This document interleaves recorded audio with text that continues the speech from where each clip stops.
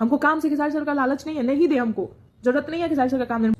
आज तक मैं इज्जत करती थी, पब्लिक में कभी नहीं सोची थी कि मैं ये बात को लाऊंगी। जिस इंसान को मैं इज्जत करती हूँ इतना, अरे कितना बेशरम हो कि हम लोग का धरोहर है पवन सर, भोजपुरी के धरोहर है पवन सिंह। ये सर क्या बोलते, ये लोग क्या बोलते पता है, एक पवन सर के गाने पर रील बना देने पर ये लोग क्या बोलते पता है, तुम पवन के गाने पर रील क्यों बनाई।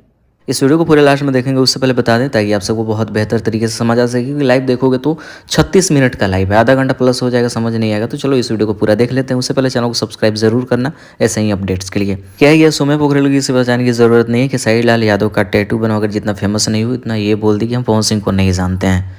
बहुत बड़ा विवाद हुआ, आज सौम्या को सब कोई जानते हैं। वहीं सौम्या पोखरेल आज के साई लाल यादव की टीम के लिए स्पेशल लाइव आई थी।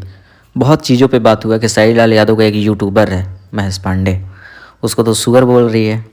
होता है ना वो सुअर सा मुंह वाला, वो लगता है सुअर का थोपड़ा चिपकाया हुआ है उसके ऊपर। वो बोलता है कि हम लाए सौम्या पोखरेल को, तुम्हारे लाने से हम सौम्या पोखरेल हुए हैं। और सौम्या पोखरेल के द्वारा इस लाइव में और भी बहुत तरीके का बात किया गया है, स्पेशली कि साई लाल यादव की टीम के लिए, कि पवन सिंह के गाने के ऊपर रील्स बनाते हैं, टीम के द्वारा मना किया जाता है कि गाने के ऊपर रील्स मत बनाओ, तो भाई काम दो। और सौम्या ने यह भी बताया कि कोई इंसान है जो कि सौम्या को मारने के लिए 150 से 200 लड़कों को भेज रहा है पटना में। नाम तो खुलासा नहीं हुआ है, लेकिन जैसे ही कुछ होता है हम वीडियो बनाएंगे। चैनल को सब्सक्राइब कीजिएगा, शेयर कर दीजिए इस वीडियो को ताकि सबके पास पहुंच सके। मिलते हैं नए वीडियो के साथ।